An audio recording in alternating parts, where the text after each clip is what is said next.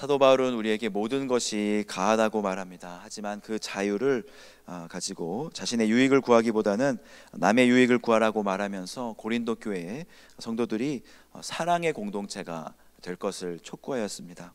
그리고 이것은 예수 그리스도를 닮는 것이라 이렇게 말을 하였죠. 그리고 오늘 본문의 사도 바울은 주 안에서 하나가 되기를 이렇게 우리들에게 말합니다. 그리고 하나님의 질서 안에 거하라고 말합니다. 왜냐하면 하나님의 질서 안에 있는 것이 우리에게 가장 자연스럽고 그것이 가장 자유하며 복된 삶이기 때문입니다. 하나님께서는 세상을 창조하시고 사람들에게 몇 가지의 선을 이렇게 알려주셨습니다. 그리고 그 선을 넘지 말라고 하셨죠. 하지만 왜 그 선이 그어졌는지, 그 선이 그어진 이유에 대해서는 자세하게 알려주시지는 않으셨습니다. 선악과를 먹지 말라고 하시고 그 과실을 먹으면 정령 죽으리라 말씀하셨지만 왜 그 과실을 먹지 말아야 하는지, 무슨 근거로 그렇게 말씀하시는지 아담과 하와에게 알려주지 않으셨습니다. 하지만 아담과 하와는 결국 그 선을 넘어버리고 말았죠. 그 선 안에서 누렸던 모든 자유는 빼앗겼으며 그들은 노동을 통해서 삶을 이어가야 했고요, 또 해산의 고통을 통해서 생명을 이어가게 되었습니다. 하나님은 그 이후로도 사람들에게 명령과 또 언약을 통해서 선을 그어주십니다. 어떤 선은 보이는 선도 있었지만요, 어떤 선은 그들에게 보이지 않았습니다. 물론 그들이 어둠 가운데 거했기 때문에 주님의 선을 보지 못했을 것 같습니다. 그리고 그 선을 넘었을 때 하나님은 계속해서 그 선을 넘지 못하도록 개입하셨습니다. 그런데 그 선을 넘지 못하게 하신 것은 하나님을 위한 것이 아니라 사람들을 위한 것이었습니다. 계속해서 악한 길로 가지 못하게 막으신 것이죠.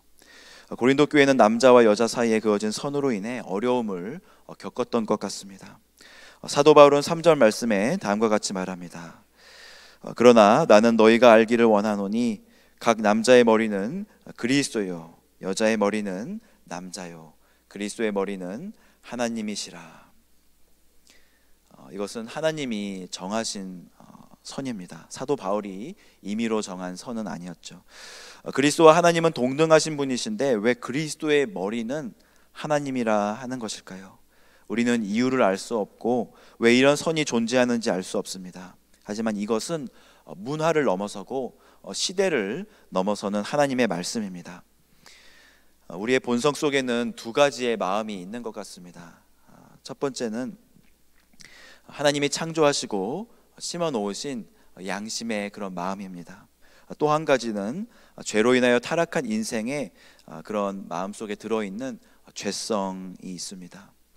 우리의 양심은 끊임없이 하나님이 그어 놓으신 선을 생각나게 합니다.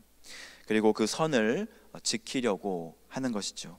오늘 본문에도 사도 바울이 너희는 스스로 판단하라, 혹은 본성이 너희에게 가르치지 아니하느냐, 이렇게 말을 하며 우리가 스스로 판단하기를 바랬습니다. 하지만 우리 안에는 또 한 가지의 마음이 있죠. 그것은 죄성인데 이 죄성은 끊임없이 하나님이 만드신 선을 넘어가려고 하고요, 또 없애려고 하며 그냥 애매하고 모호하게 만들려고 합니다. 남자와 여자는 동등합니다. 누가 위에서 군림하고 누가 밑에서 다스림을 받는 관계가 아닙니다. 사도 바울은 남자가 여자보다 먼저 창조되었고 하나님께서 아담의 독처함이 좋지 않기에 그의 갈빗대를 취해서 여인을 창조하신 사건을 보며 여자가 남자를 위하여 지음을 받았다고 말하였지만 그것은 누가 누구보다 더 높다는 그런 서열을 말해주는 것은 아닙니다. 하나님은 동등한 두 사람을, 두 인격체를 창조하신 것입니다. 아담과 하와는 하나님 보시기에 동등합니다. 11절과 12절 말씀 함께 보시겠습니다. 그러나 주 안에는 남자 없이 여자만 있지 않고 여자 없이 남자만 있지 아니하니라. 이는 여자가 남자에게서 난 것 같이 남자도 여자로 말미암아 났음이라. 그리고 모든 것은 하나님에게서 났느니라. 우리는 동등하게 창조되었습니다. 그런데 죄악이 우리 속에서 역사하여서 남자가 여자보다 더 높다고 여기게 하였고요, 또 이 죄는 수천 년 동안 수많은 문제들을 불러왔습니다. 어떤 문화에서는 일부 다처제로 한 남자가 많은 여인을 거느리고 있습니다. 물론 서구적인 입장에서 모든 문화를 해석할 수는 없다고 하지만 죄악이 모든 문화와 그런 기능들과 하나님의 말씀들을 그냥 다 비틀어 버렸습니다. 여성들에게 분배되어야 할 많은 기회들이 처음부터 없는 경우도 많았습니다. 우리나라의 경우에도 여자분들이 학교에서 이렇게 공부를 하게 된 것이 그리 오래지 않았습니다. 몇몇 분들은 좋은 부모님을 만나고 좋은 가정에서 태어나서 공부할 수 있는 기회도 주어지고 대학도 갔지만, 어떤 분들은 머리도 좋고 공부하는 것도 좋아했지만 집안 형편이 어려워서 고등학교 가는 대신에 공장에 들어가서 가족들을 먹여 살리기도 했죠. 지금은 이런 말 했다가는 큰일 나는 남존여비 사상도 있었습니다. 남자는 존귀하지만 여자는 종처럼 노비처럼 여김을 그렇게 받기도 했습니다. 죄의 뿌리가 얼마나 깊은지 아직도 이 생각은 사회 곳곳에 남아 있어서 드러나지는 않지만 사회 갈등이 되곤 합니다.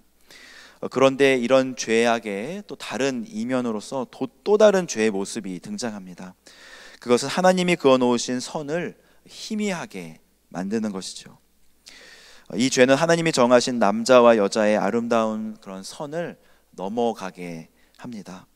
하나님은 남자와 여자를 창조하실 때 서로가 서로를 존중하며 서로의 역할을 잘 감당하고 서로 사랑하여서 또 생육하고 번성하여 땅에 충만하기를 명령하셨으며, 그로 인해 사람들이 하나님의 기쁨이 되며 또 하나님의 영광이 되기를 원하셨습니다. 하지만 사람들은 하나님께서 만들어 놓으신 그 선을 넘어서서 남자가 남자를 좋아하며 여자가 여자를 좋아하고 때로는 선을 그냥 꼬아버려서 하나님이 말씀하신 생육하고 번성하라라는 명령에 정면으로 대치되는 모든 일들을 행하고 있는 것이죠. 그리고 그 죄는 시대별로 또 문화를 통해서 나타나기도 하였습니다. 고린도 교회가 있었던 문화 안에서는 남자가 머리에 무엇을 쓰지 않는 것으로 하나님의 질서와 선을 지켰고요, 여자는 머리에 베일을 쓰고 사람들 앞에 나오는 것으로 하나님의 질서를 이렇게 인정한 것입니다. 오늘날에도 이러한 하나님의 도와 질서는 여전히 있습니다. 고린도 교회 때와는 다른 문화의 모습으로 나타나긴 하지만 분명한 것은 각 남자의 머리는 그리스도요, 여자의 머리는 남자요, 그리스도의 머리는 하나님이라는 것입니다. 이 질서 안에서 우리는 살아가야 합니다. 나의 유익을 구하는 것이 아니라 남의 유익을 구하며 하나님의 질서를 넘지 않는 그곳에서 우리는 참된 자유와 평안을 누릴 수 있습니다. 죄는 우리를 속박합니다. 우리를 구속합니다. 우리를 아무것도 못하게 이렇게 꽁꽁 묶어버립니다. 죄는 우리를 하나님으로부터 또 멀어지게 합니다. 하나님을 우리 마음에 두기를 싫어하게 만드는 것이 바로 죄입니다. 여자 위에 남자 있다고 주장하는 그런 죄악으로부터 우리는 자유함을 얻게 되기를 원합니다. 하지만 남자와 여자 사이에 있는 선을 부정하려는 그런 죄도 있습니다. 그런 죄를 거절함으로써, 하나님의 말씀으로 거절함으로 참된 자유를 누리시기를 주님의 이름으로 축복합니다. 이 시간 말씀을 놓고 함께 기도하겠습니다.